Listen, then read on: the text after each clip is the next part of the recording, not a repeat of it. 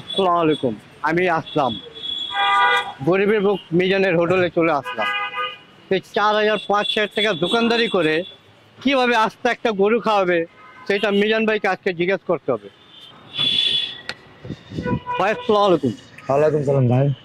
ভাই আপনার এখানে এক পিস মাংস 14 বার খাওয়ান 100 টাকা, তো আপনার দোকানদারি 4,000-5,000 টাকা হয়, তো আপনি আস্তা গরু কিভাবে খাওয়াবেন 28 তারিখে?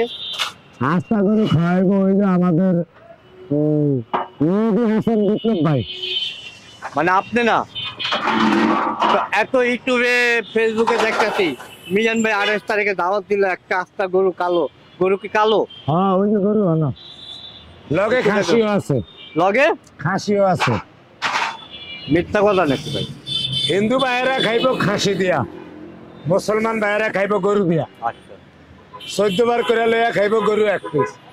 শুক্রবারে সব ফ্রি খানা, কোনো টাকা না, কোনো টাকা নেওয়া হবে না, না। কথা কাজে মিল থাকবে। হ্যাঁ আমরা কিন্তু ধরবো, কিন্তু হ্যাঁ ধরা পড়লে কিন্তু যাবেন নাই। হ্যাঁ গরুটা কোথায় দেখাইতে পারবেন? ওই যে ভাই গরু আইন।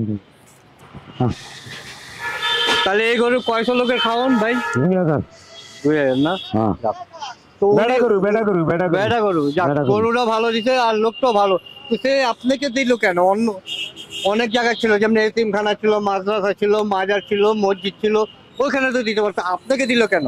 ওইখানে এত লোক হবে না, ওখানে এত লোক হবে না। আর এত বড় ডাক নাই। আচ্ছা, তো আপনি আমগো যে এনো বড় ডাক আছে, আমগো এনো মেন রোডের উপরে অনেক অসহায় মানুষ আছে।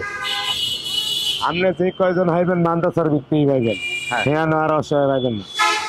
এখানে মাদ্রাসার থেকেও বেশি পাইবেন, লাগলে মাদ্রাসার ছাত্ররা আমাদের এখানে আসবে। আসবে, যাক, আলহামদুলিল্লাহ।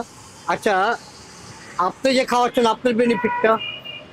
আমি খাওয়াই না তো, খাওয়াই আল্লাহ উসিলা, আমি টিয়া দেয় পাবলিকে। আচ্ছা, আপনি যেমন আমার মেহেদী হাসান বিপ্লব ভাই টিয়া দিছে, খাওয়াইবা আল্লাহ উসিলা, আমি না মামা। আচ্ছা, আপনার লাকড়ি যাবে, পানি যাবে, তারপর কিছু যাবে, সব খরচ দিয়ে দিব ভাই, মানে সবার বেতন সহ? হ্যাঁ। আলহামদুলিল্লাহ, যাক, ঠিক আছে।